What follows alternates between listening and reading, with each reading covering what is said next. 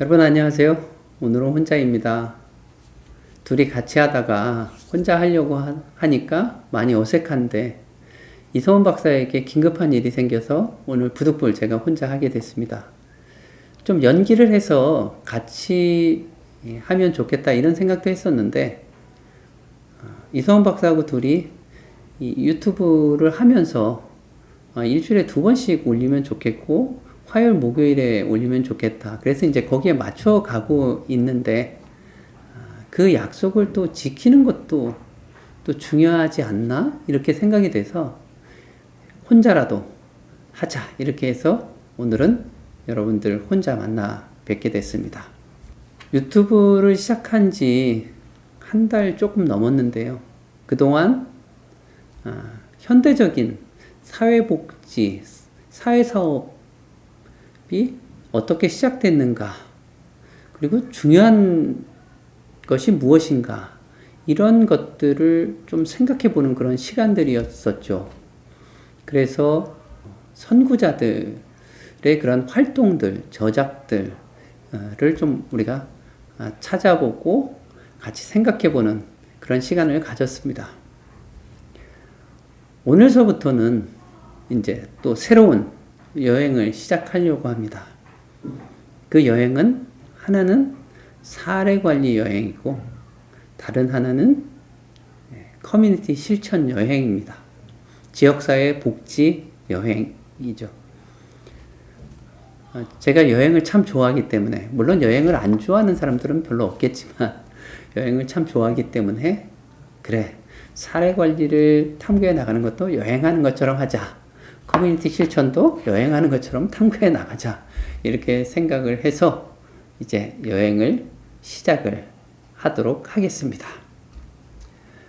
특별히 이 두 가지, 사례관리와 커뮤니티 실천을 생각한 이유는 사회사업의 양대 목적이라고 할 수 있는, 그러니까 미국의 사회사업가 협회하고 사회사업 교육협의회에서 사회사업의 주요 목표로 제시하고 있는 것이 Individual Well-being, Community Well-being 이라고 이렇게 두 축을 제시를 하고 있다라고 하는 것을 이전에도 말씀드린 적이 있습니다.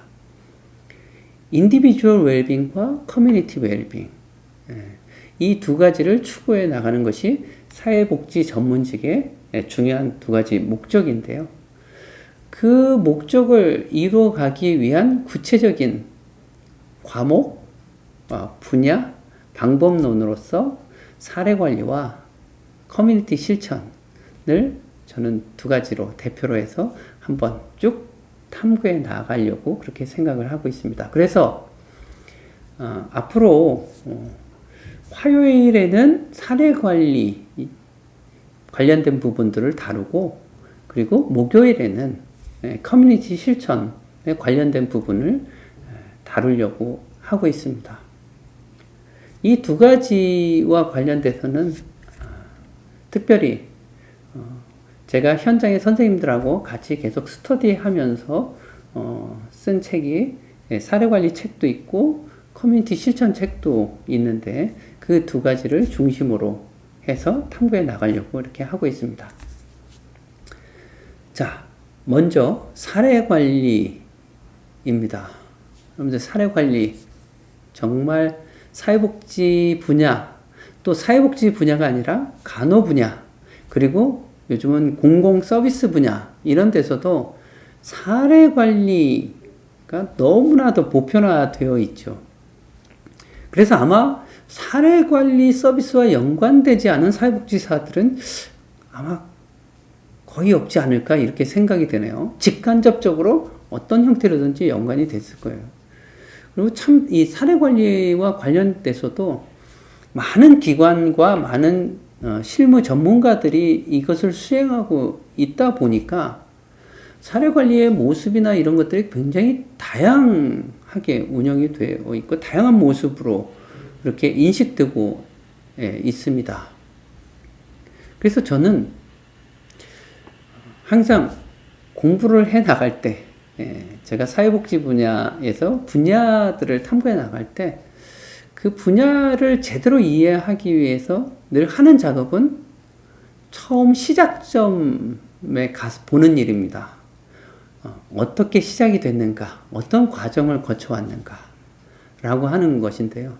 사례 관리도 워낙 다양한 기관, 다양한 사회복지사들에 의해서 운영이 되고 있으니까 그러면 좀 그것을 제대로 이해하려면 처음 시작점부터 좀 가서 살펴보는 것이 좋지 않나 이렇게 생각이 되거든요. 사례 관리는 워낙 다양한 학자들, 다양한 실무자들이 이것을 하고 있기 때문에 그래서 사실 시작점을 우리가 잡는 것도 학자들마다 또 전문가들마다 또 이렇게 다 제각각입니다. 좀 편차들이 다 있어요. 그래서 사실 오늘 제가 살펴보는 것도 제가 그동안 공부하고 수집했던 정보들에 근거해서 말씀을 드리는 것이기 때문에 여러분들이 또 제가 알지 못하는 그런 정보들을 가지고 또 더 다른 이해를 하실 수도 있을 거라고 생각이 되는데 그런 분들은 저에게 또 정보를 주시고 또 댓글도 달아주시고 그러면 제가 또 더 배우고 또 같이 우리가 토론해 나가고 그러면서 좀 우리 이 사례관리 여행이 좀 풍부하게 그렇게 됐으면 좋겠다 이렇게 생각이 됩니다.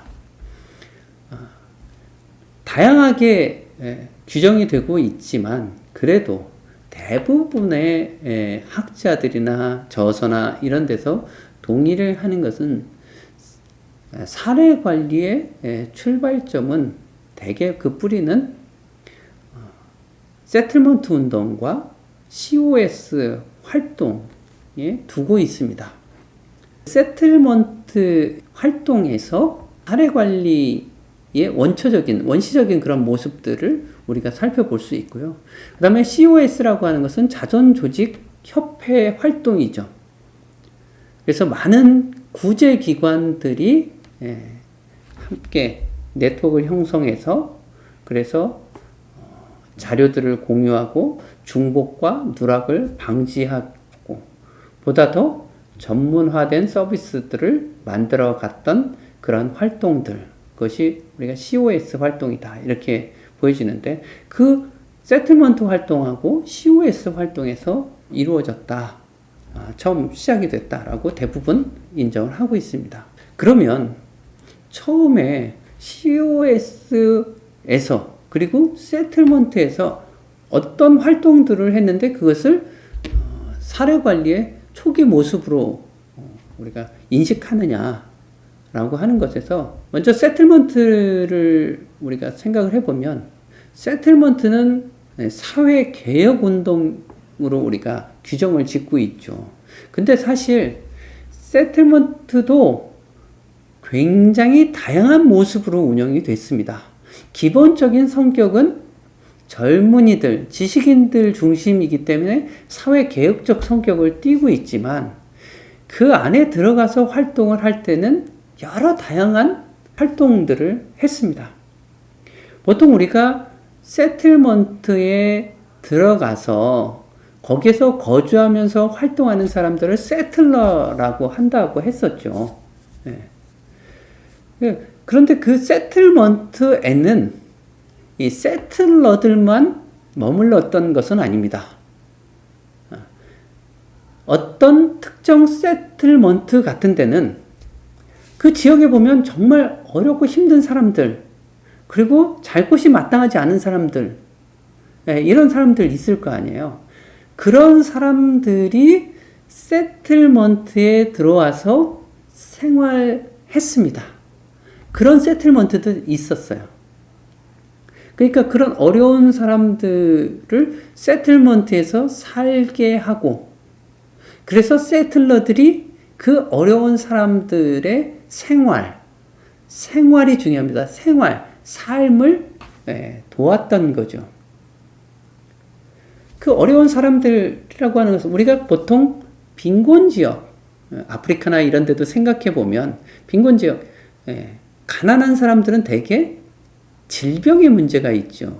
그래서 공공보건 이런 것들이 굉장히 중요하죠. 그리고 가난하니까 먹을 것에 대한 문제, 생활의 문제 이런 것들이 대표적으로 있게 되죠. 건강의 문제 그리고 일상생활의 문제 이런 것들을 가지게 됩니다. 가난한 사람, 가난한 가족, 어려운 가족 그런 사람들이 세틀먼트에 들어와서 거주해서 생활하면서 서비스를 받는 거죠. 세틀러들이 그들을 돕는 활동들을 했습니다. 우리가 세틀먼트를 크게 보면 거주형 세틀먼트, 교육형 세틀먼트 이렇게 또 구분하기도 합니다. 그래서 그렇게 거주하면서 서비스를 받는 것도 있었죠. 그러니까 생활이 돼야 되잖아요. 그래서 생활이 되게 도와줬었던 것이죠. 네. 그것을 우리가 사례관리의 원초적인 모습이다 이렇게 봅니다. 그들이 생활하려고 하면 세틀러들이 보건과 관련돼서 건강과 관련돼서 서비스를 하거나 치료를 하거나 그렇게 할 수 없잖아요. 그러니까 어떻게 해요? 당시 사회 서비스를 또 가장 초기에 많이 했던 조직들이 간호사 조직입니다. 간호사들 조직. 간호사들, 의료인들 이런 사람들이 이제 많이 활동을 하고 있는데 특히 간호사들이 활동을 했죠. 그러니까 간호사들이나 이런 의료인들에게 도움을 받는 거죠. 그래서 여기 생활하고 있는 사람의 건강 문제나 이런 것들을 확인하고 건강을 회복하기 위한 그리고 질병 치료를 하기 위한 서비스, 도움 이런 것들이 필요로 하게 된 거죠. 또 이들이 이제 또 먹고 살아야 되는데 근데 일을 해야 되잖아요. 그 일을 하기 위해서 그러면 일자리하고 또 연결을 해주고 또 아니면 그 일하는 기술이나 이런 것들을 가르쳐주고 교육하고 이런 것들을 하게 되죠.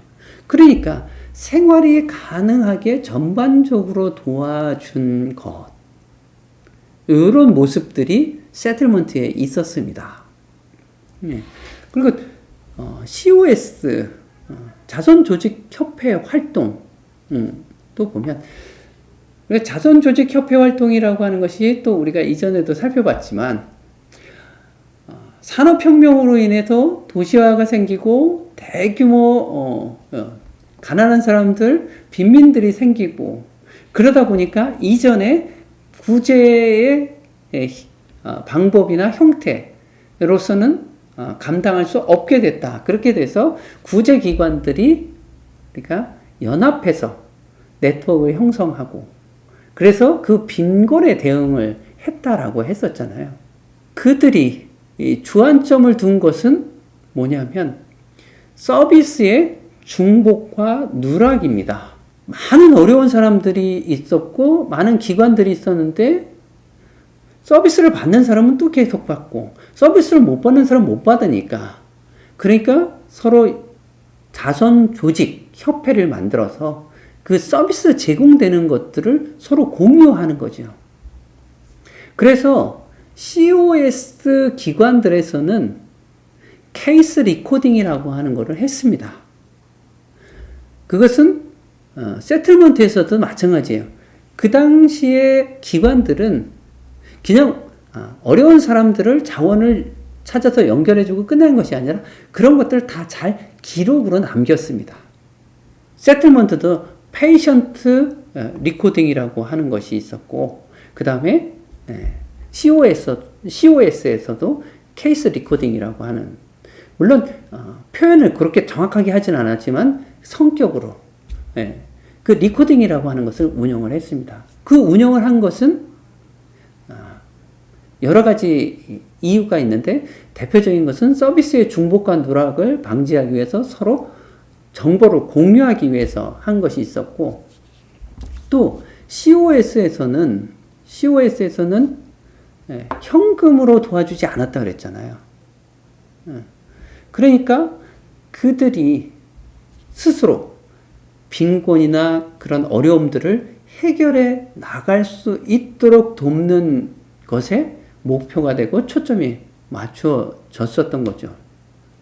그러면서 우리가 현금으로 도와주거나 현물로 도와주면, 그럼 도와주면 뭐 끝나고, 또 도와주면 끝나고, 이렇게 되는데, 그렇지 않고, 이 사람들을 사회와 연결시켜준다 그랬잖아요. 사회에 잘 적응하게 하고, 사회에 연결시켜주고, 이렇게 하려고 하다 보니까, 그 사람들, 그 개인이나 가족에 대한 정보들, 뭐, 건강에 대한 이력, 그리고 자산에 대한 거, 일에 대한 거, 그런 것들에 대한 이력, 이런 것들을 조사를 했습니다. 그래서 그런 것들을 기록에다 다 남겼어요. 그것을 가지고 직장과 연결시킨다 그랬을 때도 정보가 있으니까, 기록이 있으니까. 또 그 기록을 한 이유는 뭐냐면, COS에서는 deserving poor와 undeserving poor를 나눴다 그랬잖아요. 그러니까 이게 이제 도움을 받을 만한 사람들과 그렇지 않은 사람들, 그런 사람들을 이제 구분하는데, 그 구분하려니까 엄격하게 조사를 하게 되는 거예요. 그래서 조사를 해서 그걸 또 기록에 남겨서 이 사람은 이렇게 이런 상황이기 때문에 이 사람은 도움을 주는 것이 맞다. 도움을 받을 자격이 있다. 이런 거죠. 그렇게 해서 COS에서도 그렇고 이 세틀먼트에서도 케이스 리코딩이라고 하는 기록을 하게 됩니다. 그리고 그런 기록들이 공유가 되게 되고, COS에서도 세틀먼트에서도 기본적인 생활이 가능하도록 돕는 거죠.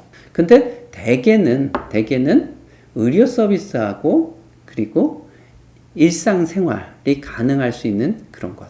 그러니까 먹을 수 있도록 해주는 거, 그리고 일할 수 있도록 해주는 거. 그래서 왜 COS에서는 타가소도 많이 운영을 했다 그랬잖아요. 아이들을 봐주는 거죠. 어른들이 일을 할 수 있도록 그렇게 도와주고.